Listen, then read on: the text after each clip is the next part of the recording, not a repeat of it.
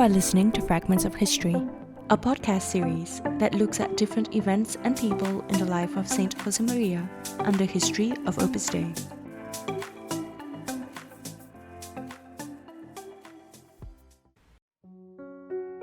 The Minerva Publishing House was the first cultural initiative of the faithful of Opus Dei throughout the world.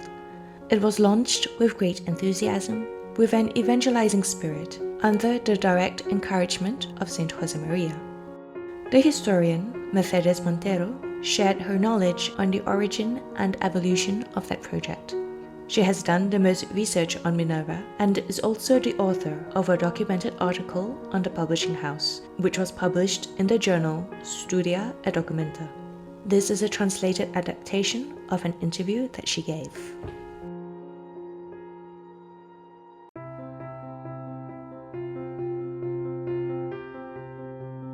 The history of men and institutions is made up of lights and shadows, of joys and sorrows, of things that go well and things that go wrong. But with the benefit of hindsight, and more so from a Christian perspective, these apparent failures do not always have the last word. Today we are going to talk about one of those things that went wrong, an initiative of the people of Opus Dei that we would not hesitate to call a failure. The Minerva Publishing House was the first cultural initiative by the faithful of Opus Dei throughout the world. It was launched in 1943 with great enthusiasm and with evangelizing zeal, and under the very direct encouragement of St Josemaría. But in a very short time it had to close.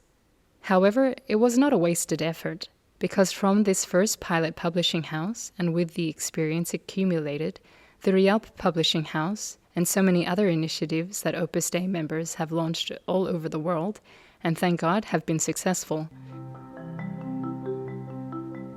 The Minerva Project was an initiative launched by the women of Opus Dei between 1943 and 1946. The founder of Opus Dei had always been very keen that there should be good books of spirituality and other genres that would serve to lift the minds and hearts of people, to know the world better, and so on. This idea could not be carried out before the Civil War. Afterwards, this idea was not forgotten, and a person was found who could establish a publishing house for these types of books. This was Maria Natividad Jimenez Salas, an older woman with a degree in philosophy and literature, who worked at the Higher Council for Scientific Research, and who was never a member of Opus Dei. She was helped by two women from Opus Dei, Encarnación Ortega and Guadalupe Ortiz de Landazuri. They all helped, but they were the two people in charge. At that time there was no internet, no television. Radio had only just been invented. And all this may seem very strange to us, but that's how it was, and people read a lot. Therefore there were many publishing houses before the war, some of them quite established, and many others that were not so important. After the war, this sector, like all the others, was devastated. However, it is very striking how, in the 1940s, numerous publishing houses were born in Spain, many of them small and under the name of a publisher. The truth is that they published a great many books. For example, a famous publishing house of this period was Gredos, which was born more or less at the same time as Minerva, and was a great publishing house. Plaza e Hannes was also born around the same time, inheriting everything left by José Hannes, a publisher who died. Another important publishing house of this time was Lumen. Although this project was started by the women of Opus Dei, the official editor was Álvaro del Portillo. I think there are several reasons for this, because I haven't found one reason that can sufficiently explain why this was so, nor is it clearly explained in the documentation. Firstly, this publishing house was linked to Opus Dei, to the founder, as a means of evangelization, and it was something in which some men also participated in some way.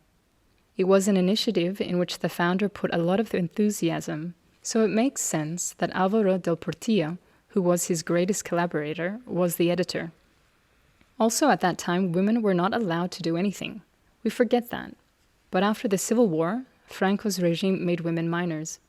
She couldn't do anything without her father's or husband's permission.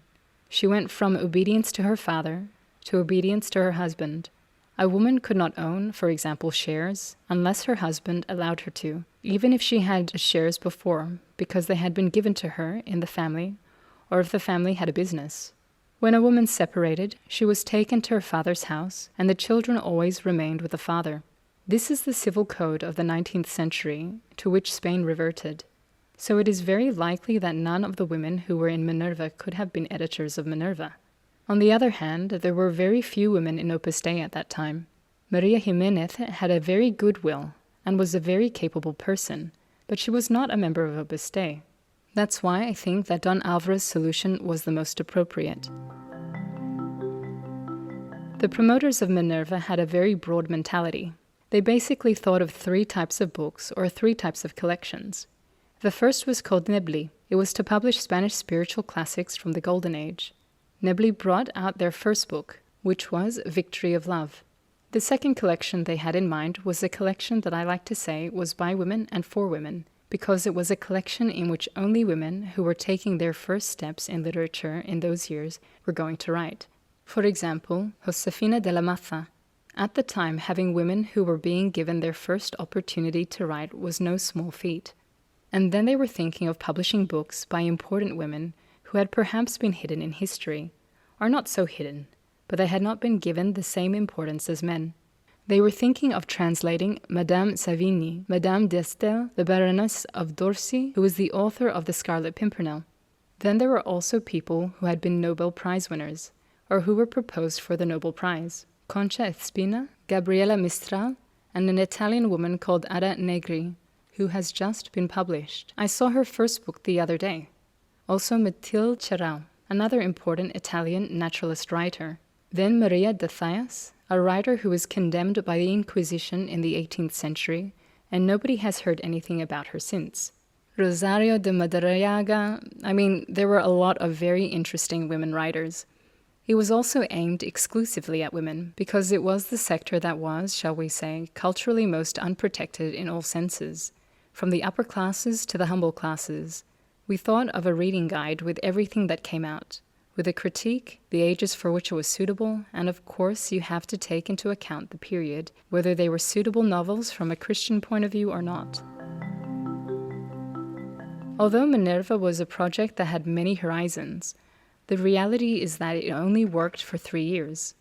The women of Opus Dei knew nothing about publishing. Maria Jimenez Salas worked at the Higher Council for Scientific Research. She saw books being published, I imagine, but they were research books that depended on the state. Publishing houses in those days were short-lived. For example, Lara, who later became the great patriarch of Planeta, started with a small publishing house that went under, and then started with another one that went ahead, which grew, and eventually became what Planeta is now. But before it got to this point, it went bankrupt many times. Publishers went bankrupt a lot because people were very eager to publish books, but the economic and commercial side failed them. They had no idea what it cost. Spain was in the post-war period. Printing presses were few, expensive, not very good, and material was difficult to obtain. You couldn't get good paper. It was very expensive because there was a world war, and you couldn't get paper into the Scandinavian countries, only in Canada, so everything was made in Spain. But the country was totally devastated, and the paper that was made was unprintable. I've seen books published in the 1940s, and the paper was appallingly bad, even in books from a prestigious publishing house, like the Biblioteca de Autores Cristianos. They didn't think about this. The first book they brought out, which was called Victory of Love, which was actually Father Osuna's book, a part of the third spiritual primer, cost them a lot and was a disaster in terms of sales, although it had good reviews. So the founder of Opus Dei gave them his book, The Way, which was already in its 3rd edition. The Way was then a big book. The 2nd edition had been published by the publishing house Luz, which was then a very important publishing house, and it had sold out within a year. They asked him to publish it again, and St Josemaria gave it to Minerva, who prepared the 3rd edition. The 4th edition of The Way is now published by Rialp. The Way was a magnificent book, because these girls worked in a way that was entirely manual, but very well. And I think that was, in my opinion, because there is nothing written about it, a way of recovering from Victory of Love. The third book that Minerva published was another of St Josemaria's, the first edition of Holy Rosary. It was an edition that took a lot of blood to produce, because it had to combine drawings and text, and it had to be done by hand, cutting and pasting, and then including the drawings until they matched the text in a balanced way. This took Guadalupe and Maria Jimenez a long time. It took months and months, and sometimes the founder had to add more things, more text. Finally, the book was perfect, and the edition was simply beautiful. The book was on good paper, not as good as that of Victory of Love, but it was a very elegant, smooth paper, which at that time was very difficult to obtain. And Barobbio's drawings were pious, simple, and at the same time very original, because all the borders he invented were very beautiful and were printed in green and red ink, apart from the black ink. At the end of each mystery, there was a Christian symbol, an ear of corn, a fish, and they were usually in 2 inks. This book was Minerva's last book, which also sold well.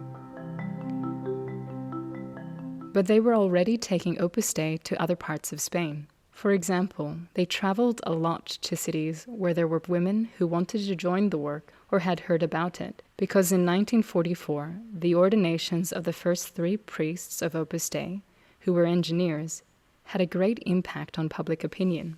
So did the death of Isidoro Zorzano and the opening of his beatification process.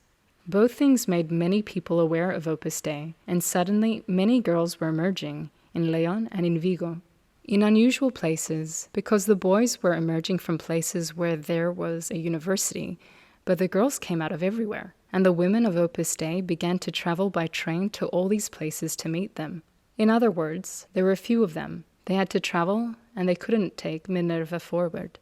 Besides, Minerva still hadn't recovered from the losses in publishing Victory of Love, and Maria Jimenez Salas got more and more involved in her work, which was at the Higher Council for Scientific Research. Therefore, Minerva had to pass into other hands, and those hands were specifically those of Florentino Pérez Envid, who together with someone else started Rialp. Today, more than 70 years later, the Rialp publishing house is still in operation, partly thanks to Minerva's experience. I am sure that more than one of us has been reminded of what St Josemaria said about failure. You have not failed, you have acquired experience. From this perspective, Minerva was not a failure, it was a foundation stone.